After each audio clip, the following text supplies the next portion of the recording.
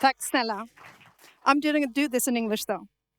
Hello, I'm Helena, and I'm an agile coach. Will my presentation be shown? All right. Picture a project progress meeting with senior project management. My team had been blocked for weeks. We had flagged it in status reports, in meetings, and in conversations, but we were still not getting the support we needed from external teams. And sitting in another meeting, I realized it still has not landed. Our concern was being heard, but it was not being felt. And nobody seemed to act on it. So looking back, I'm not sure whether we didn't explain it well, or if they just didn't see the urgency enough to act on it. Probably it was a little bit of both. But I also found something else was missing in that meeting. We were missing trust. There was not enough trust in the relationship to take our concerns seriously. And that's why I want to talk about trust today, based on my experience. Not as a nice trust, not as a nice to have, but as a condition for how well we actually work together. And also as an asset that we can build deliberately over time. Okay, I'll just continue. Trust is the underlying condition of most agile ways of working. Agile assumes that people can be trusted to collaborate, to self-organize, to take ownership and drive things forward, to make good decisions without control or micromanagement. If that assumption does not hold up, then the framework itself will not help you. From my experience, the presence of trust is most noticeable in communication and collaboration, both with teams and with stakeholders. In high-trust teams, people share ideas and they can disagree openly. They rely on each other's competence and trust that commitments will be followed through. With high-trust stakeholder relationships, problems and issues are flagged early. Communication is honest, and decisions are made faster. Now, think of the opposite. With low trust, we often see some common patterns. More command and control and monitoring of people's work. More frequent requests for formal reports and progress updates. And more time spent in meetings and slower decisions. With low trust, we end up spending more time checking, following up, and covering ourselves. And none of this adds any value to the outcome. So, here we are. Let's jump ahead. What does the research say about trust? In 1995, Mayer, Davis, and Shorman published this model, the ABI model, 3 pillars of trust. This model describes trust in a 2-person relationship in an organization. So this is not a model for trust as a team property or as an organizational culture. It's between 2 people. The model says we decide to trust somebody based on 3 pillars. The first one is ability.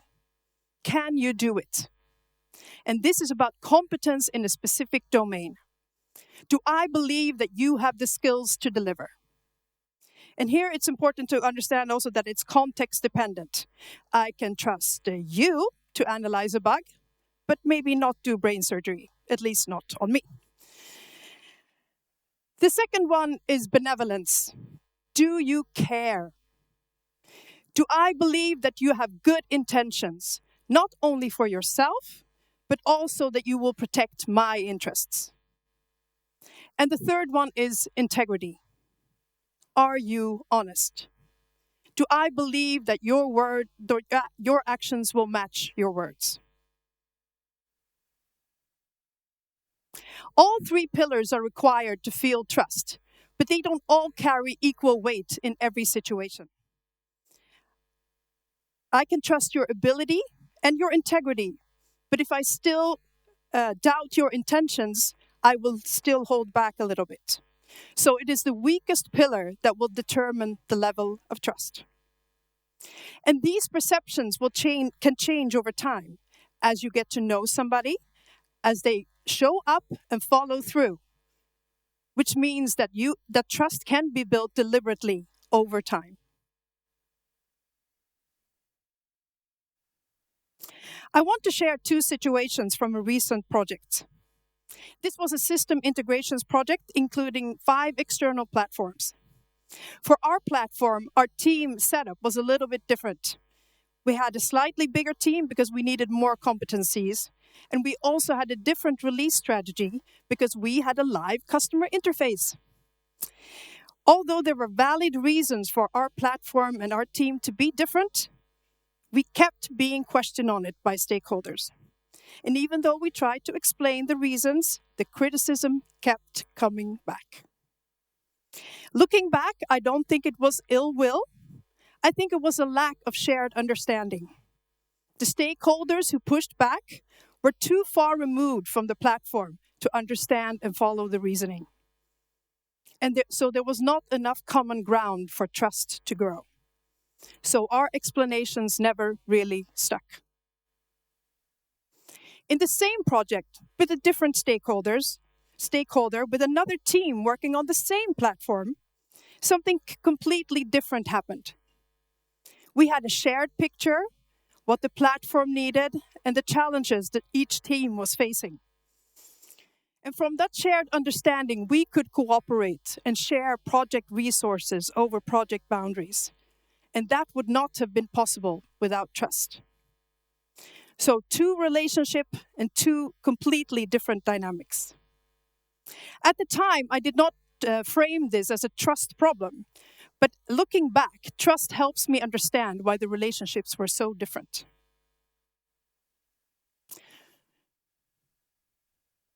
So what can we do? How can we build trust deliberately in our day-to-day work? So based on the 3 pillars, here are the practices that matter most from my perspective. Ability. Be credible. You don't need to be the expert in the room, but you need to understand enough to ask the right questions and follow the reasoning. Without that, people will not trust your judgment. And make sure you have a shared understanding with your stakeholders, not just about the issue, but also about the urgency and the potential business impact. That will help them to act. Integrity. Be consistent. Follow through on small things, because the reliability in small things also build confidence in the bigger things. People notice when you do, and they also notice when you don't. Be the same person in every room. Often as a coach, you are in between the team and the stakeholders. Your team needs to know that you represent them well and honestly upwards. And the stakeholders need to know that you give them a correct picture of the situation and not a managed one. And third, benevolence. Show that you care about the person and not just the work. Take the time to get to know the people first before you challenge them. If people don't know you well enough, they can misread your intentions, and the challenge could land as a criticism instead of as curiosity. Also, listen to what is not said in meetings, or listen to what is not said.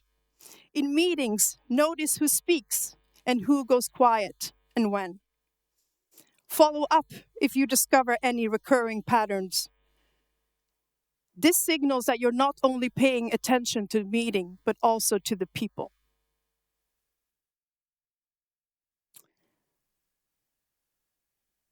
Finally, trust is not just a soft skill. It is a very human skill, and one that determines how well we can actually work together. So if we want to make agile work, not just on paper, but in practice, then building trust deserves just as much attention as any framework or process. Thank you very much.